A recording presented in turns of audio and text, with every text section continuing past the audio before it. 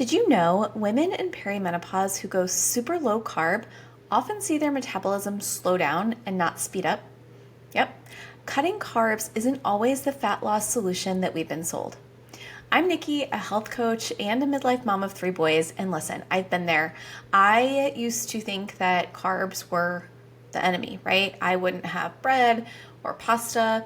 Sometimes I'd hold back on the fruit, and sure, first week the scale would drop a couple pounds, but by week 2 I was exhausted and cranky and usually standing in the pantry like trying to carb load, right, with a bunch of other random things.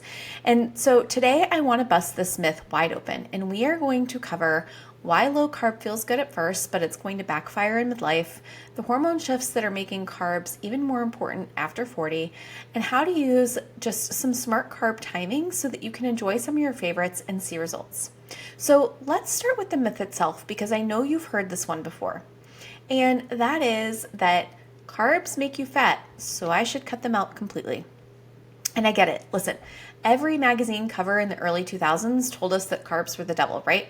We threw out all the bread, we survived on lettuce wraps, and we had all the things like the snack wells, the low carb, the 100 calories, right? And here's the truth, right? Yes, if you cut out carbs, the scale will drop. But most of it is just water weight. And the second that you start adding carbs back in, the scale is going to rebound, which is why it feels like you failed. So I want to talk about what's actually happening in your body during this weird midlife place, right? And in perimenopause, estrogen and progesterone are shifting, right? They're moving around, and that affects how sensitive your body is to insulin. Okay, and if you cut carbs super low, your body actually feels more stressed. And your cortisol will start to creep up, or it will become dysregulated, and your sleep takes a hit, right? So you're not sleeping, which messes up your cortisol even more. And then your cravings spike, okay? And that can also mess up your cortisol more because your blood sugar's all over the place. So here's the thing, carbs aren't the enemy. They're actually fuel. We need carbs. They help your muscles recover after a workout. They support your thyroid and hormone balance. And when you're already dealing with things like hot flashes and you wake up in like a pool of sweat and a brain that feels like it's running on dial-up internet, the last thing that you need is less energy from food. Okay? I want you to think of carbs like Wi-Fi. When you get the right network, everything is running smoothly. Okay? But if you unplug completely, suddenly everything is buffering and lagging and you're ready to throw out your router out the window, right? I know I've been there before and I've wanted to do that. So if cutting carbs isn't the answer, what should we be doing? So I want you to think about this. Carb timing can be very helpful for you. Okay, so you want to put your carbs around your workouts because that's when your muscles are actually starting to soak up your carbs, okay? But another really important thing is to pair your carbs with protein or fiber, okay? That is going to help your blood sugar stay steady and not go like a roller coaster. And I know I've talked about that in other videos before, where if you're just eating carbs, then your blood sugar is going to go all over the place, right? But the other thing is that you want to choose carbs that are going to fuel you, okay? I like to think of the things that are not going to fuel you like naked carbs, okay? They are the things like crackers and muffins and breads, right?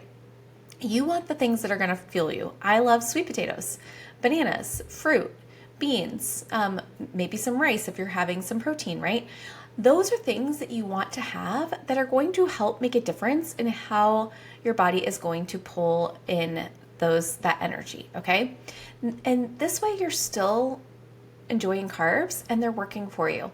And listen, if you want muffins or something like that, I suggest you make them yourself because there are a ton of really great ones that you can make.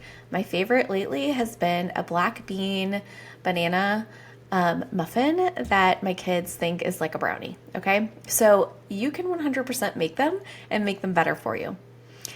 Okay, I know you might be thinking, okay, yeah, I've tried this, it didn't work, but I want to talk a little bit about that.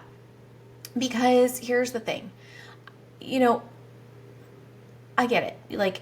You feel good when you cut carbs, at least for a little while, right? And of course you do. The quick drop on the scale feels really good because I used to chase it too.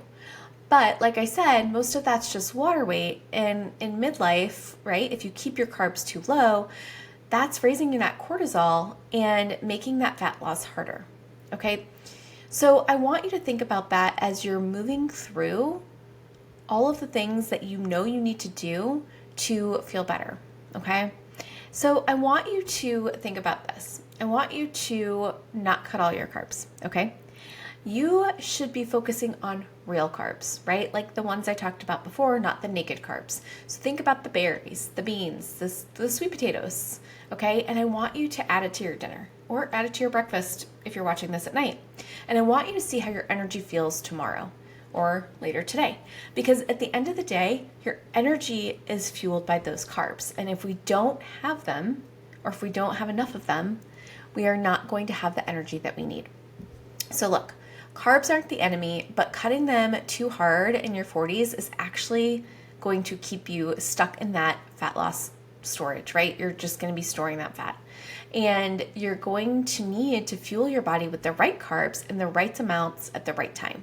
So if you want to see exactly how to pair protein and carbs for midlife, I want you to grab my free Core 3 Hormone Reset Guide in the description, because it's going to show you the 3 foundations that actually work for women in perimenopause. And when you're ready, I want you to tap right here to watch my video on why fat loss feels so hard after 40, but it's not. Because once you understand what's actually going on, the path forward gets a whole lot simpler.